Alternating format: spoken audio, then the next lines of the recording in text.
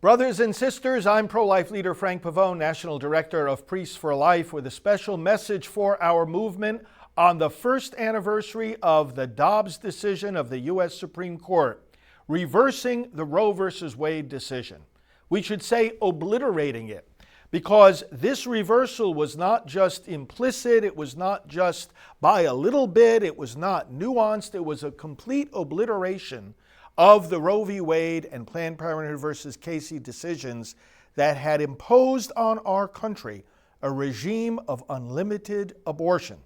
And now, rightly, we celebrate, we rejoice, we have been rejoicing for a year, and it is most appropriate that the pro-life movement celebrate, and in fact that we keep celebrating this tremendous victory. Celebrating it is a way not only of strengthening ourselves in our resolve to continue protecting our youngest and smallest brothers and sisters, but it is also a way of honoring all those, many of us who are still in the movement, many of whom have passed on to the next life, who have worked so hard for 50 years to bring about this result. People who have prayed unceasingly, fasted and sacrificed.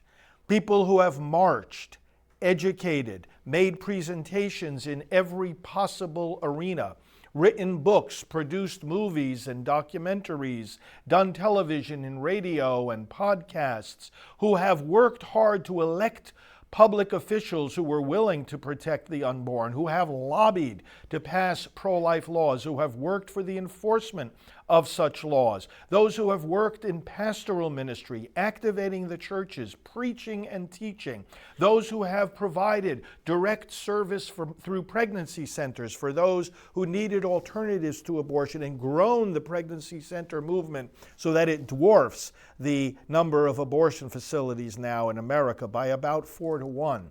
Those who have worked in direct protest activities and sidewalk counseling, those who have worked to heal the people who have undergone the wounds of abortion and therefore help them not to abort a second or third time, those who have done the research supporting all this work, and much, much more.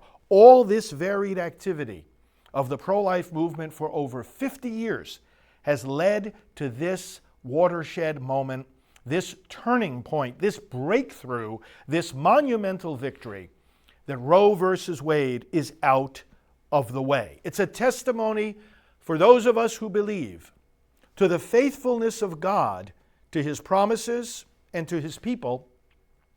It's also a testimony for us who are patriots to the strength, to the perseverance, to the adaptability and the resilience of our American form of government, that we could correct an error that had been so embedded in our public life and in our public policy, and do so in a peaceful transition, a turning of the corner, an about-face, really, on a matter of such importance to so many Americans.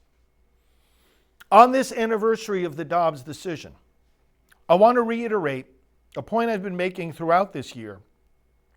We should not be surprised that Roe v. Wade was reversed.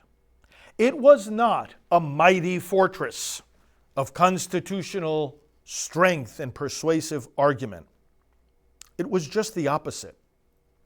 It's more accurate to think of it as a dilapidated building falling apart on a faulty foundation, and most of it abandoned, not only by the public, not only by the key players in the decision like Norma McCorvey, the Jane Roe herself, whom I knew, to whom I was a spiritual guide, whom I received into the Catholic Church, and who worked for the rest of her life to reverse this decision, or Dr. Bernard Nathanson, likewise at the very inception of Roe v. Wade, being a key abortionist and the one who, in his own words, uncaged the abortion monster of the United States, a man I likewise knew and accompanied on his journey by which he became pro-life, rejected this decision and worked to overturn it. Roe was weak in its very foundations, as evidenced by the turnaround of some of the people most associated with it. It's also weak because it absolutely lacks any valid constitutional reasoning. Even people who agreed with its conclusions have criticized it over the years for its lack of valid arguments, even people such as Justice Ruth Bader Ginsburg. Brothers and sisters, the Roe v. Wade decision was based on faulty historical sources. In fact, it relied on just one discredited historical source. Its science was absolutely lacking in any kind of basis, literally skipping over hundreds of years of human knowledge about the development of human life in the womb. The decision, furthermore, was chopped away at consistently by the Supreme Court that ruled on abortion dozens of times after Roe versus Wade.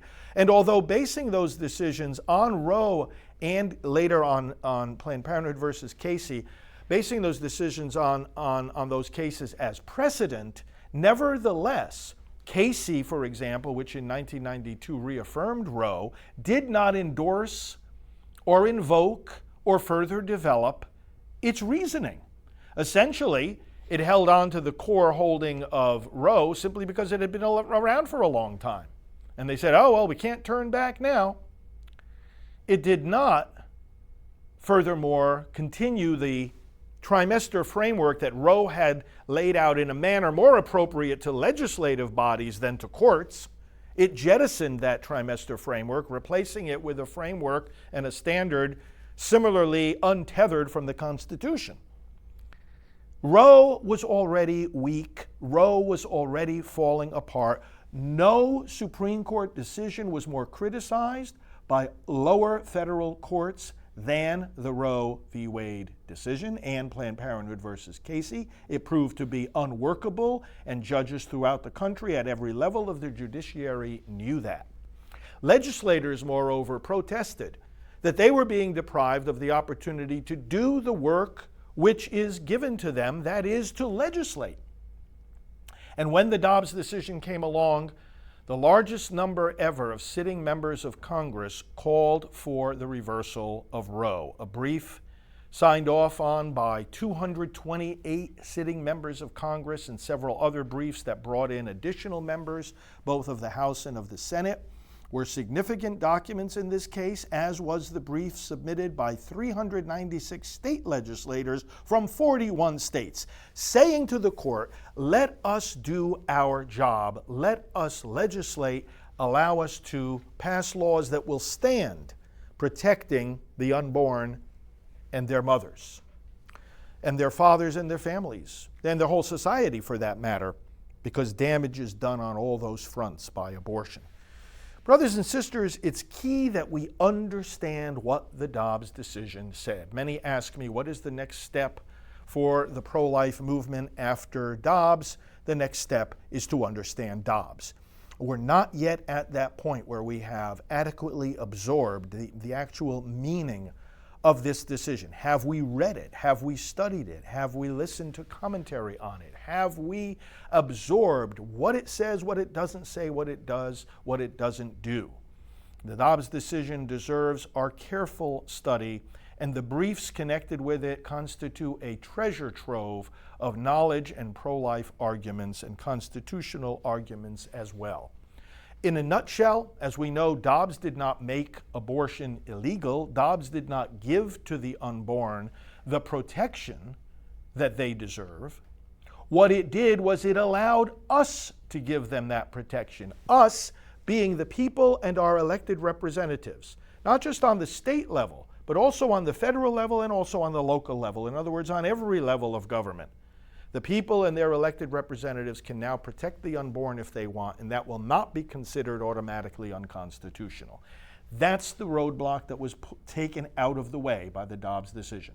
The roadblock that Roe and Casey had put in our way was that even when the people had succeeded in persuading their fellow citizens that abortion was wrong and that the unborn should be protected, even when those persuaded citizens elected pro-life lawmakers, even when those lawmakers passed pro-life laws and their elected governors signed off on those laws, the court would stand in the way of those laws being enforced. The court would stand in the way and say that it was unconstitutional to protect the babies too early in pregnancy. hence flying in the face not only of the Constitution, but of common sense, which says that the younger and more dependent and more vulnerable a baby is, the more protection that child needs, not less. Brothers and sisters, therefore, what the court did was to level the playing field and say that whether it's people who want to protect the unborn or people who want to continue defending legal abortion, both can use the system of our American Republic to achieve their legislative goals. So now is no time to walk away from that battlefield. Now is the time to be even more engaged because a roadblock has been taken out of our way. The idea that there was a federal constitutional right to abortion was an invention. The court said it had no basis in the Constitution, in any law on the state or federal level, in any court decisions, in any scholarly treatise, in anything. And therefore, they could not stand by that idea that there was such a right. But the fact that so many invoked that right shut down discussion about the legality of abortion. When states like Mississippi, who challenged Roe v. Wade in this case, passed laws based on the evidence of who the child is, the scientific reality of that baby, the evidence of how harmful abortion is to that mother and to others, the court would step in and say, we don't even want to hear or need to hear these arguments.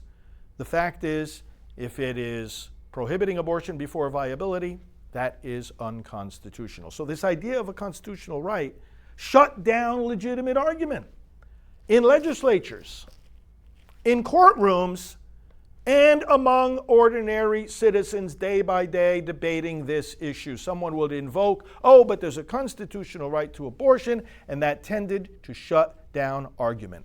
No more. That is not the case anymore.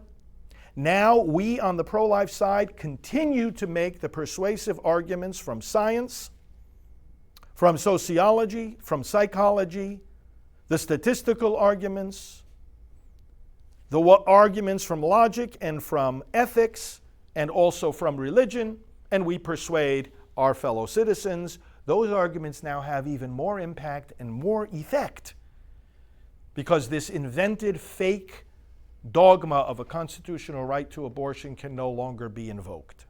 By the same token, those on the other side of this issue who want abortion to remain legal are now forced to make their case, to persuade their fellow citizens. If they want abortion to be legal, or if they even want to expand the legality of abortion, they have to make the case as to why that's a good thing. And this is a process they are afraid of because they have no argument, they have no justification for the killing of these babies. That is why, since the Dobbs decision, the pro-abortion side has responded like spoiled children throwing a temper tantrum. They have resorted to violence against pro-life offices, pregnancy centers, and churches. They have threatened justices of the Supreme Court. They have violated the law in countless ways, and they continue to try to reinvent the lie that there is a constitutional right to abortion. When the Supreme Court said it was nowhere in our history, that doesn't only mean it was nowhere in our federal history. That means it was nowhere in the history of California or New York or Michigan or Ohio or any of these other states in which the pro-abortion side tries to push for unlimited abortion. And instead of engaging in the legislative process, where there have to be hearings and substantial debates, and where there can be lobbying from every citizen, where there can be amendments, where there can be a back and forth for as long as it takes to get it right, they studiously avoid that rigorous process wherever they can, in the interests of short-circuiting the process yet again, as they have done for 50 years on the federal level, and saying that there is a constitutional right to abortion in the state constitutions. We as a movement need to be wise to these arguments and steadfast in defending the constitutions of our states in the same manner in which now we have successfully defended the Constitution of our entire republic. There is no such thing as a constitutional right to abortion. And yet the Democrat Party continues to push for unlimited abortion, saying deceitfully that they want to codify Roe. This has nothing to do with codifying Roe. What they're doing is playing on the ignorance of many in the American public as to what Roe exactly says, and trying to make it seem like they are the ones defending women's rights. Roe versus Wade actually said that the so-called right to abortion is not absolute, that it is ultimately a medical decision made by the physician, and that the state indeed has interests in protecting that life in the womb as well as the health of the mother. And that, in fact, a state could even prohibit abortion in the final months of pregnancy as well as regulate it earlier than that. And yet, proposals from the Democrats, both on the state and federal level, have nothing to do with those limits and want to push this as a fundamental right to have an abortion. They are not codifying Roe. It's time for them to be honest about what they are doing.